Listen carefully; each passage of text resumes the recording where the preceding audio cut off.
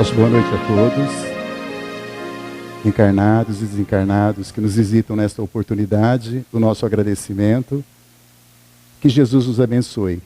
Como sempre fazemos, nós primeiramente agradecemos ao coral Vozes da Fraternidade, porque as melodias fazem com que os corações se acalmem, que nós possamos receber o amparo espiritual, de que foi falado agora há pouco,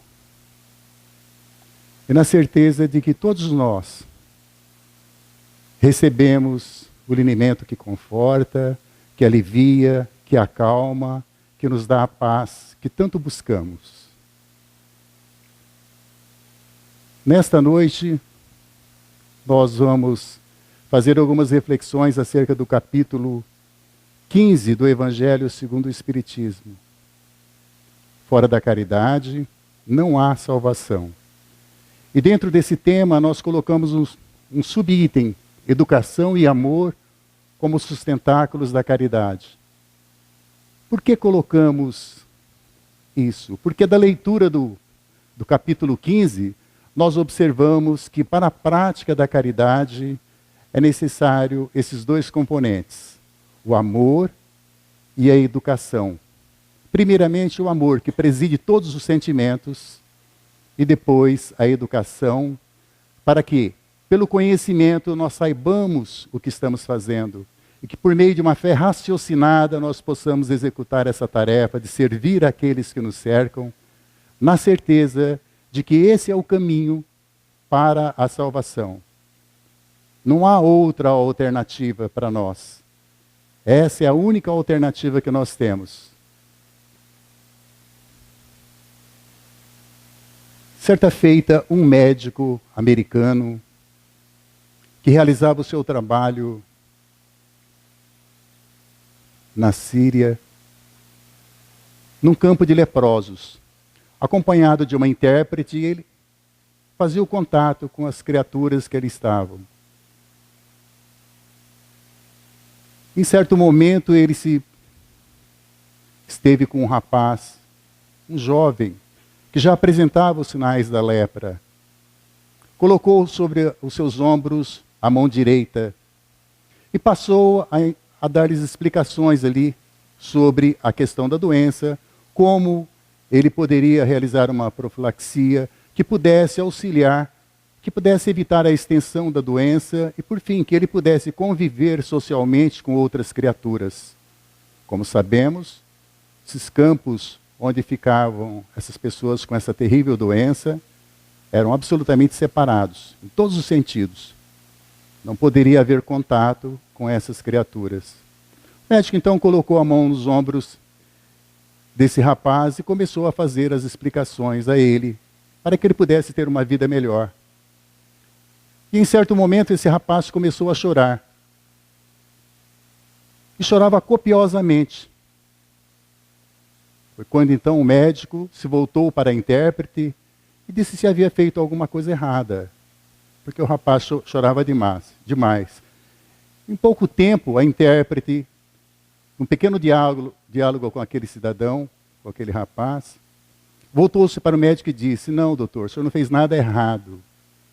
Acontece que ele está chorando porque o senhor colocou as mãos sobre os seus ombros. E ele disse que há muitos anos que ninguém faz esse gesto com ele.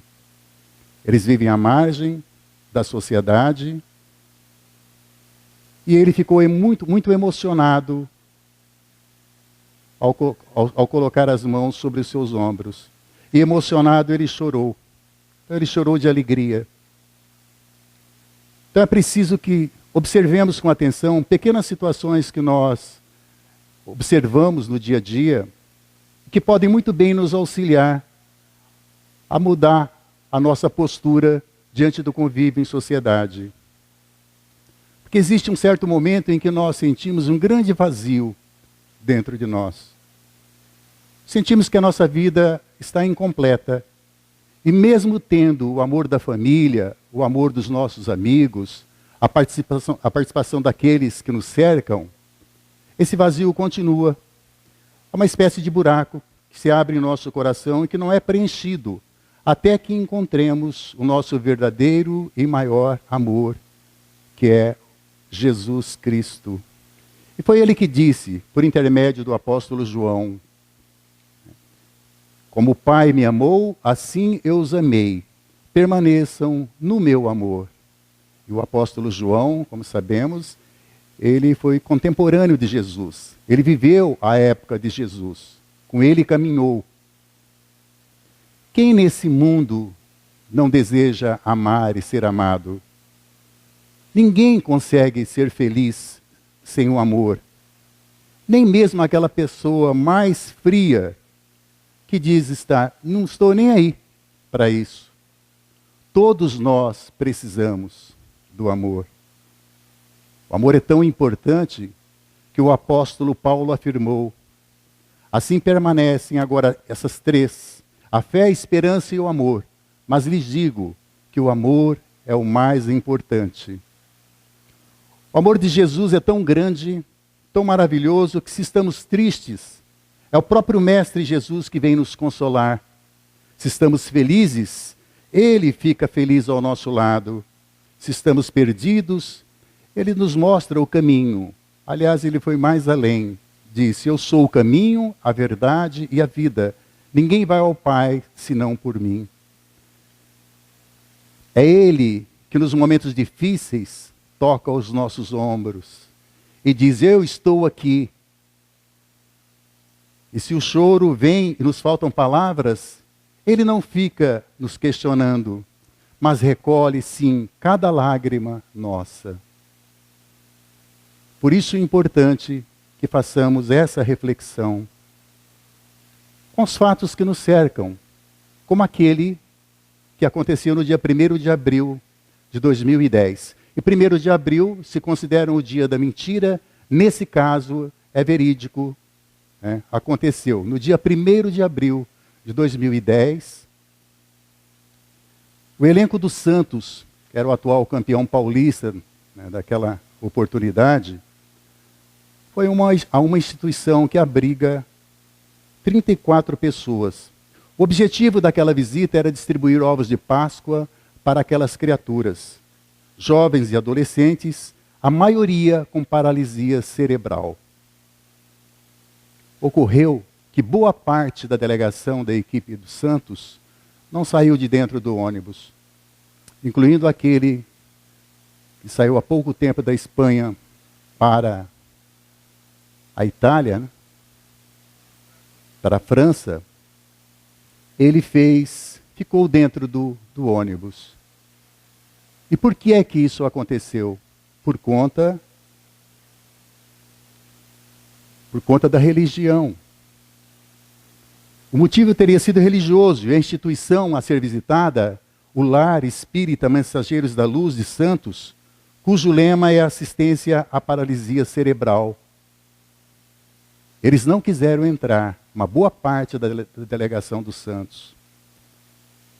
O técnico, Dorival Júnior, um pouco constrangido, foi até o ônibus e tentou persuadi-los a ingressar ali, naquela casa, e realizar a visita, até porque aquelas crianças e adolescentes estavam à espera de seus ídolos. Então era muito importante a entrega não só do chocolate, como também o abraço fraterno àquelas crianças que muito precisavam e há muito tempo aguardavam aquela visita. Mas o trabalho do técnico não foi exitoso. Ele não conseguiu persuadir os jogadores e eles permaneceram ali.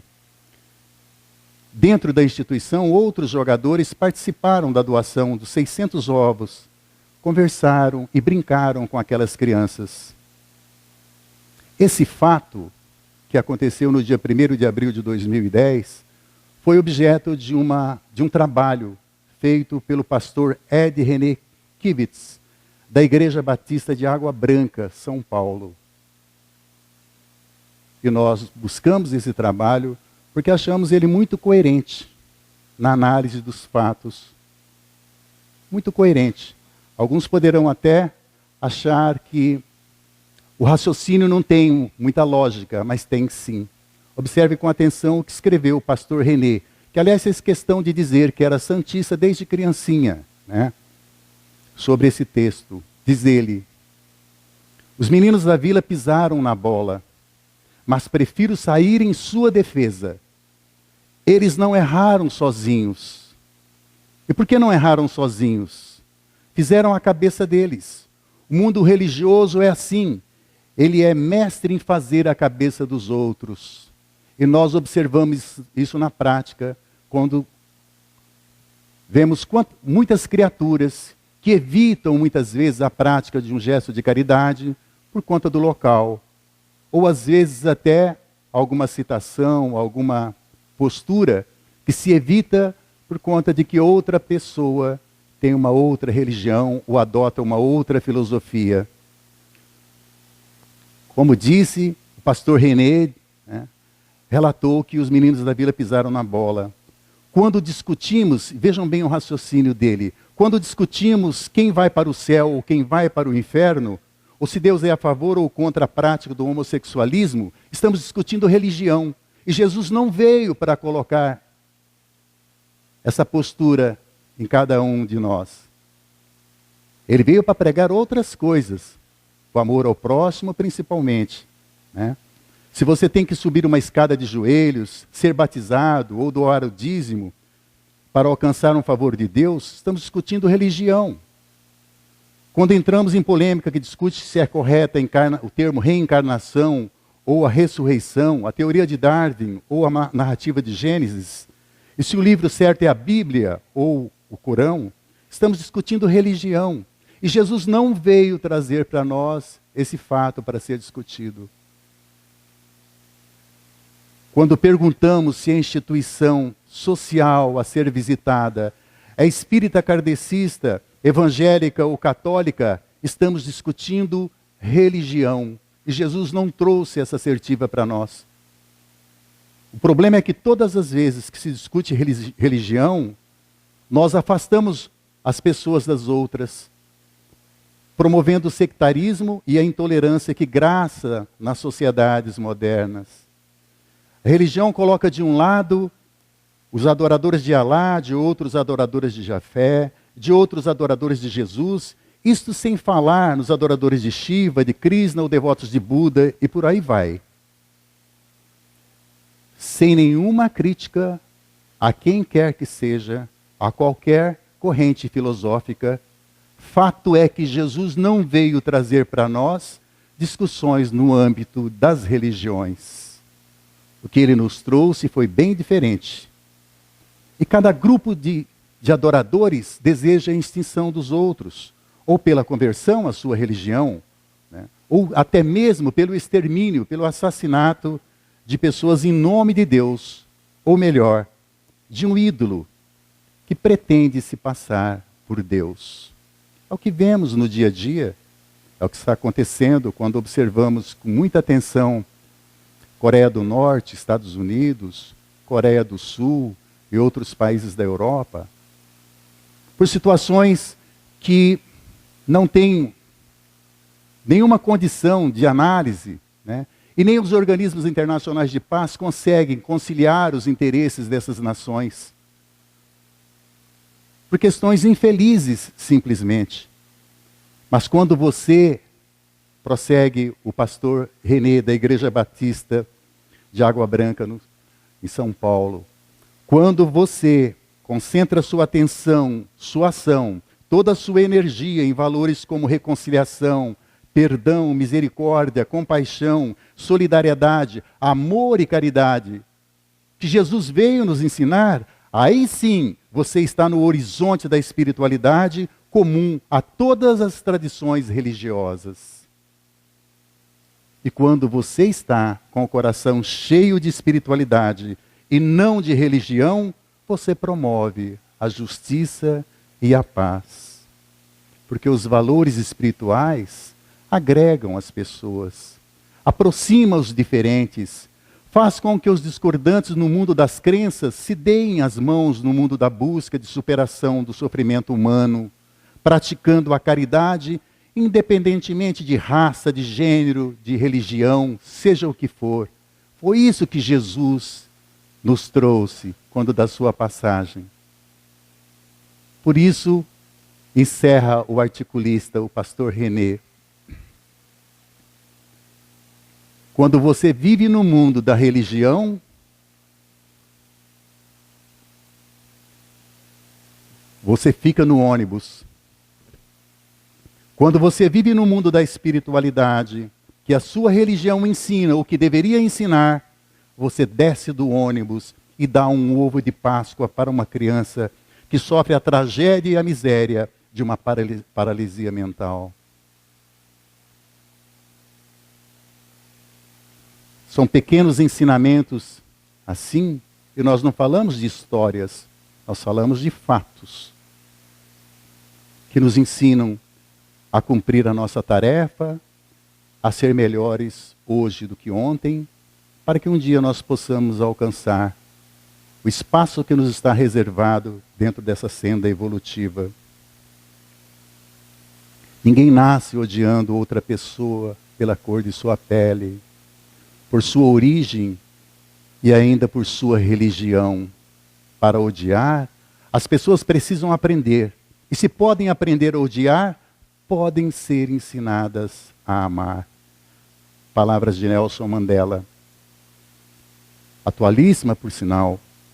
Porque ainda, mais de 2000 anos depois da vinda do Cristo, nós carecemos desse aprendizado.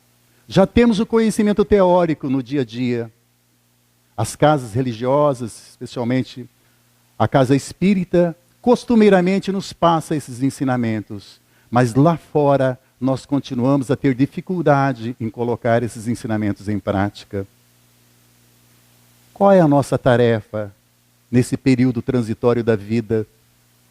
Qual é o nosso papel social?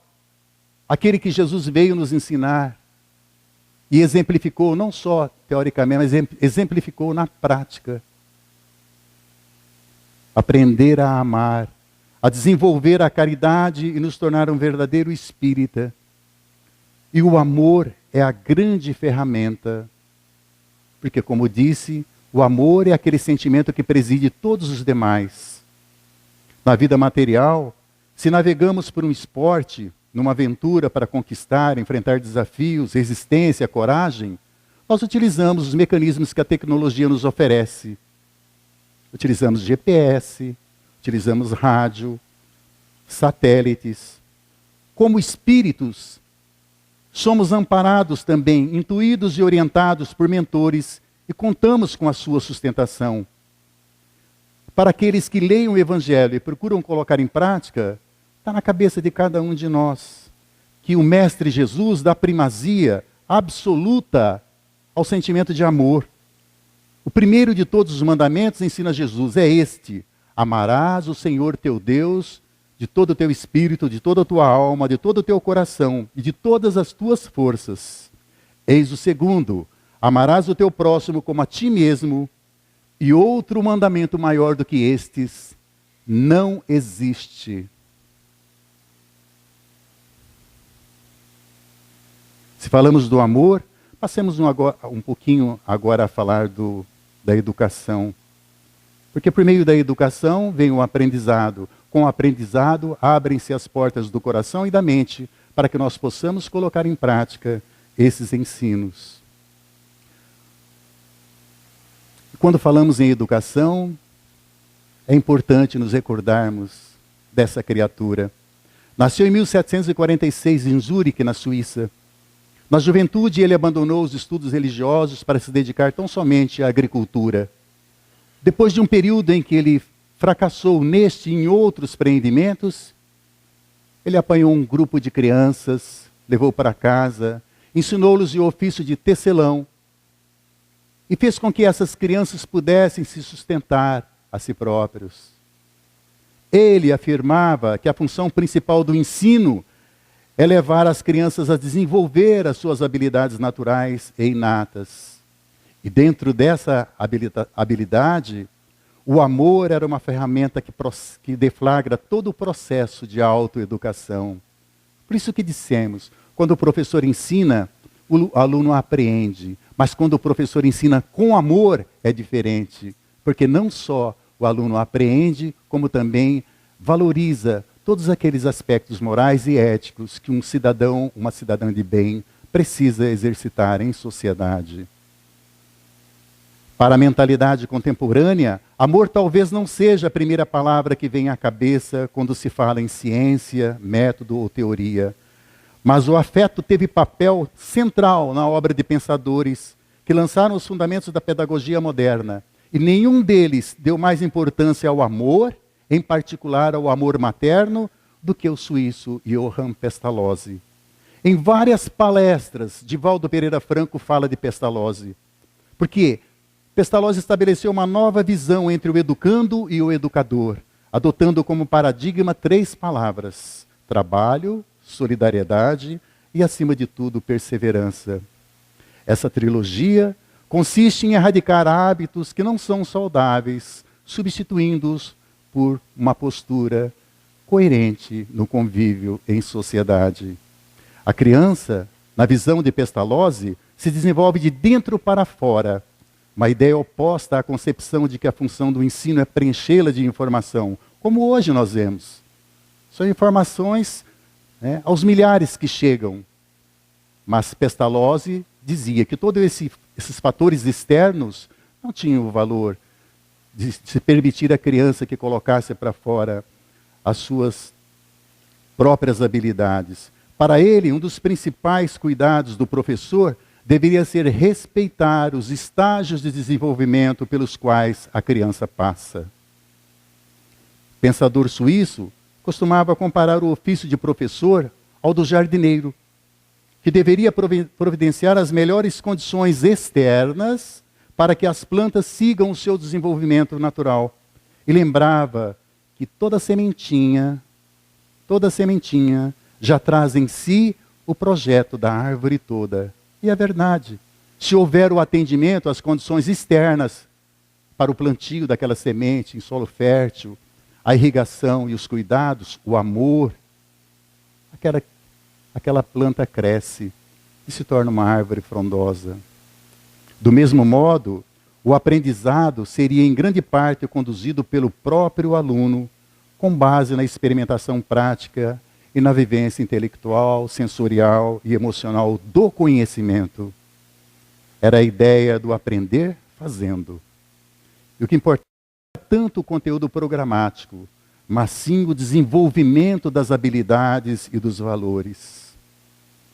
Na escola de Pestalozzi, não havia notas, não havia provas, castigos ou recompensas, numa época em que chicotear os alunos era comum. E sua escola se tornou um símbolo para toda a Europa.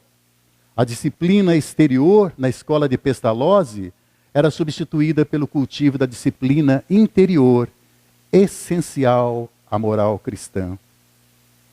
E todas as vezes que ele recebia um novo aluno, ele se colocava de joelhos, afirma Divaldo Franco, para poder abraçar esse iniciante, o que só mais tarde se compreenderia. Porque o adulto, na visão da criança, se apresenta como um gigante. E quando ele se ajoelhava, ficava na altura do aprendiz, olho no olho, como se fossem 2 garotos, iniciando o ministério sublime na construção do caráter. Um jogo psicológico de extrema importância.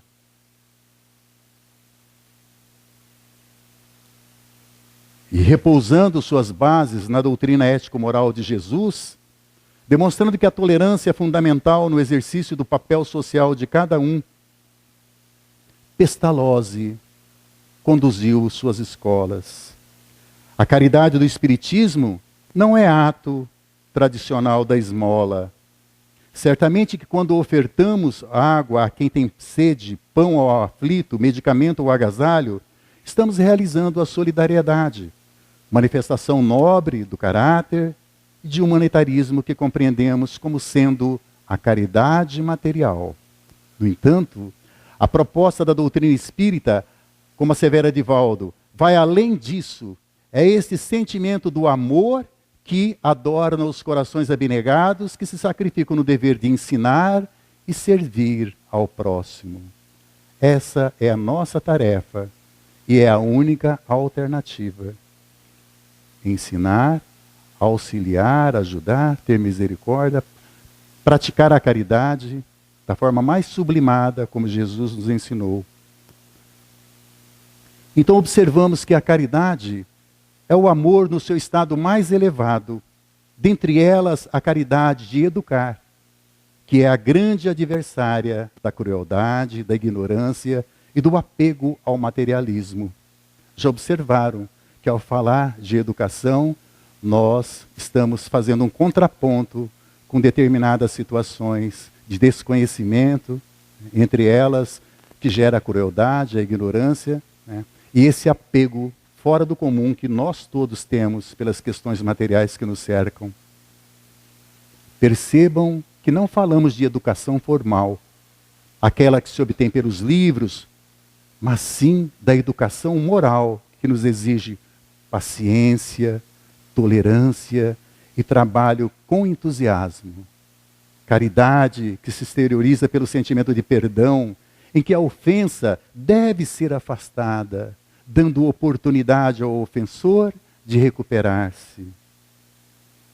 E Jesus é o exemplo máximo da caridade. Pilatos, o exemplo do egoísmo. Jesus se permitiu o espetáculo sublime do amor, ele, o ser mais perfeito que Deus nos concedeu, para servir de modelo e guia. E continua Divaldo, tudo para nos mostrar que somente através do amor conseguiremos desbravar o sólido árido dos sentimentos perversos, e aí sim transformá-los num jardim de bênçãos, onde a caridade floresça, perfumando a nossa existência. Fora da caridade, não há salvação. Percebam que Kardec não faz alusão a religião alguma, nem aos atos ou práticas filosóficas das religiões. Pelo contrário, no capítulo 8º do Evangelho segundo o Espiritismo, Kardec assevera: toda religião que não torna melhor o homem não alcança o seu objetivo. Porque não são práticas exteriores do dia a dia que nos conduzem ao caminho da salvação. O que nos leva à salvação é a caridade. Isso acontece do lado interno, dentro das pessoas, posição que não depende de nenhuma religião, de nenhuma crença. Não basta o passe, a água fluidificada, não basta o acolhimento. É evidente que tudo isso ajuda, porque a expectativa é de que aquele que procura a casa espírita também possa se mobilizar em favor do seu próprio auxílio e, posteriormente, do auxílio daqueles que o cercam, a começar da sua própria família. Por isso, não basta o passe, não basta a vinda desatenta, muitas vezes, às palestras, o batismo ou a frequência desatenta aos cultos. É preciso ter atitude. E a atitude atua de dentro para fora. Não basta ouvir, é preciso praticar. A cada um será ofertado segundo as suas obras. Não aquilo que teoricamente tenha passado ou ensinado. É evidente que todo o auxílio, toda a ilustração, toda a colaboração que recebemos, toda a orientação, ela precisa ser agasalhada no nosso íntimo. E uma vez conhecendo, nós precisamos colocá-la em prática. Mas fundamental é ter puro o coração. É desenvolver dentro de nós a habilidade do afeto, do respeito, do amor ao próximo. A prática da caridade nos mostra que fora dela não há salvacionismo.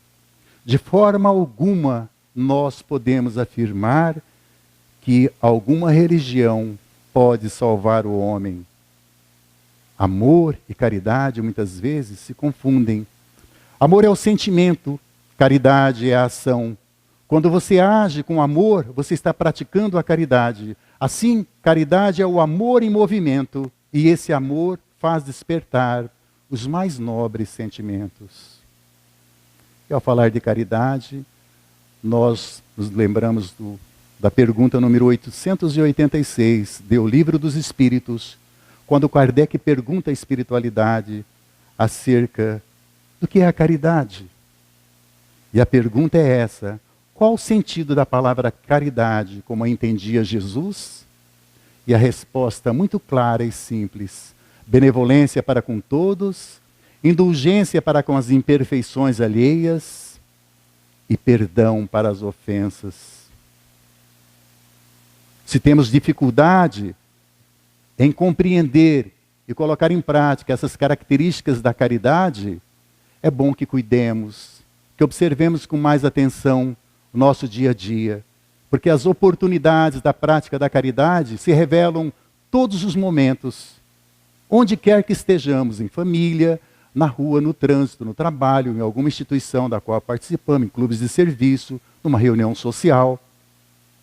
A todo momento nós temos a oportunidade da prática da caridade. Ela se revela também com um gesto, se revela com uma palavra, um abraço amigo, ou até mesmo com um silêncio, que é uma prece nos momentos de tumulto.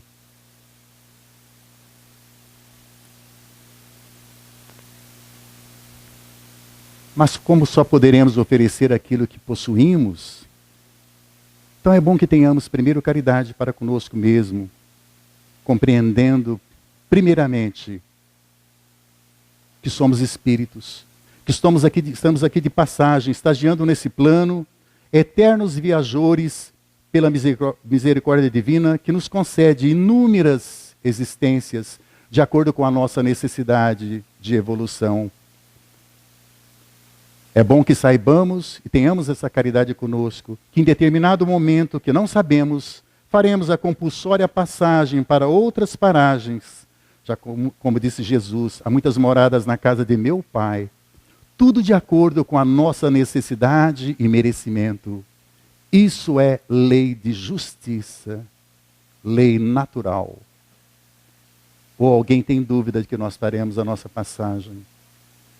Ninguém tem coragem de dizer, né, que vai permanecer aqui até quando quiser. E por que então a insensatez de não aceitar a verdade?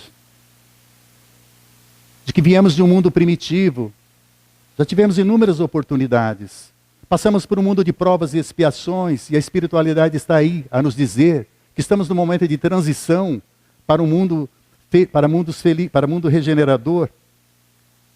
Quem sabe daqui a alguns séculos, já que somos viajores da eternidade, estejamos em mundos felizes, ou em mundos celestiais,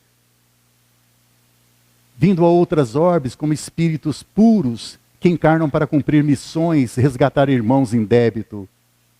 Quem sabe? Então é bom que observemos as nossas faculdades, principalmente aquela do livre-arbítrio, aquela que eclode no coração quando estamos diante das pessoas que necessitam.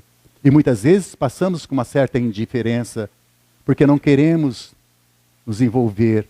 Ah, ele está assim porque merece. Quanta falta de maturidade, né? A caridade, segundo Jesus, abrange todas as relações, todas. Seja em família, seja no trabalho, em todas as relações. A todo momento, todo gesto que fazemos, ele precisa sim estar impregnado de caridade. E já sabemos como que ela se orienta. A caridade nos ordena a indulgência, porque nós também precisamos da indulgência, né? Ela nos pede benevolência, porque precisamos da benevolência das criaturas que nos cercam. E, sobretudo, pede perdão das ofensas, porque nós também precisamos ser perdoados. Quem é que nunca falhou? Quem nunca errou? Então nós precisamos sim. Por isso essa necessidade também de dar vida ao axioma que Jesus nos ensinou: amai-vos uns aos outros como irmãos. E o próprio São Paulo nos fala da necessidade da caridade. O apóstolo Paulo, na primeira carta aos Coríntios, esclarece que ainda que distribuísse todos os seus bens às criaturas mais pobres, nada seria se não tivesse caridade no coração. E vai mais além. São Paulo diz, ainda que eu fale a língua dos homens, até mesmo a língua dos anjos, se não tiver caridade, seria apenas um bronze que soa, um sino que tine. E ainda que tivesse a profecia, penetrasse em todos os mistérios, tivesse uma perfeita ciência de todas as coisas, tivesse toda a fé possível, capaz de transportar montanhas, se não tiver caridade, nada serei. E completa São Paulo. Caridade é benigna, caridade é doce, não é invejosa, caridade não é temerária, não é precipitada, não se enche de orgulho, caridade não é desdenhosa, não procura seus próprios interesses, caridade não se vangloria, não se irrita com nada, não suspeita mal, não se alegra com injustiça, tudo suporta, tudo crê, tudo espera, tudo sofre. Humildade, irmã da caridade, pedra angular da sabedoria, sustentáculo para a verdadeira ascensão do espírito humano. Quando dotado de humildade, o ser humano passa a enxergar além das fronteiras do eu e acaba descobrindo em si mesmo as causas do seu sofrimento. Sem humildade, a criatura continuará cega por conta do seu orgulho. Então, observamos que o essencial para a felicidade está dentro de nós. Por isso, busque se conhecer, analise constantemente seu comportamento, não permita que o orgulho possa empanar a sua visão. O Pai, que tudo vê e provê nas nossas necessidades, é extremamente misericordioso, sempre nos concede nova oportunidade. E Kardec questiona os espíritos. Será suficiente não fazer o mal para agradar a Deus e assegurar sua posição no futuro? E a resposta, não. Olha a imperatividade da resposta, não. É preciso fazer o bem no limite das próprias forças, pois cada um responderá por todo o mal que tiver ocorrido por causa do bem que deixou de fazer. Então vejam que não basta não fazer o mal, é preciso fazer o bem, porque nós responderemos inclusive por todo o mal que acontecer em função da nossa inércia. Então vejam que isso é muito mais abrangente do que aquilo que nós supunhamos.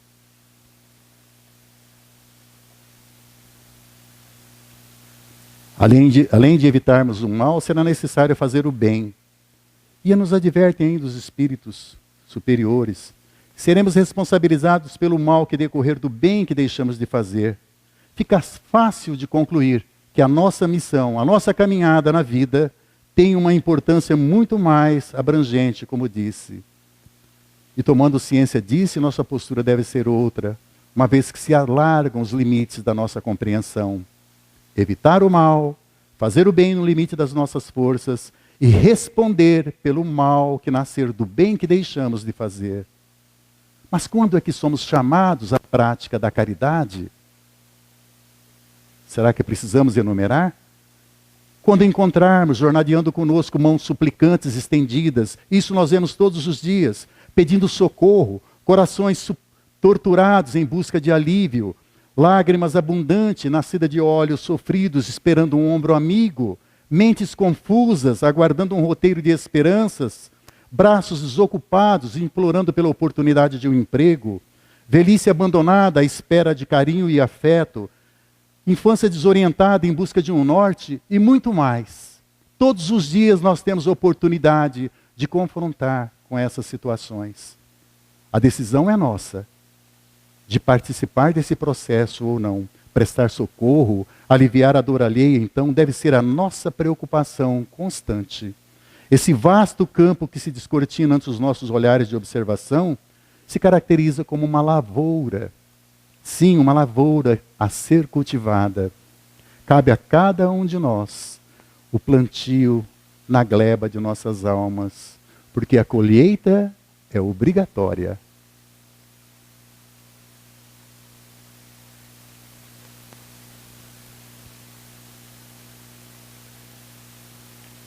Ao encerrar a nossa preleção, fazemos essa exortação a todos que aqui se encontram. a colocar a sabedoria, tudo aquilo que aprendemos, tudo aquilo que cultivamos, a serviço do amor. Porque a sabedoria superior tolera, a inferior julga. Não julgar ninguém. Aliviar as criaturas com aquilo que nós sabemos e não culpá-las. Perdoar as pessoas que estão à nossa volta, que de alguma forma nos ferem, e não condenar. Essa é a nossa participação nessa noite. Que Jesus nos abençoe, estendendo o seu olhar de misericórdia sobre cada um de nós que aqui se encontra, encarnados ou desencarnados, sobre todos os espíritos, fazendo de cada um de nós um instrumento voltado para o amor, na construção desse legado que Ele nos deixou e para a realização da paz universal, já que é presente a necessidade da nossa participação nesse processo de melhoria do mundo social em que vivemos e de todo o orbe terrestre. Que Jesus nos abençoe mais uma vez, que assim seja.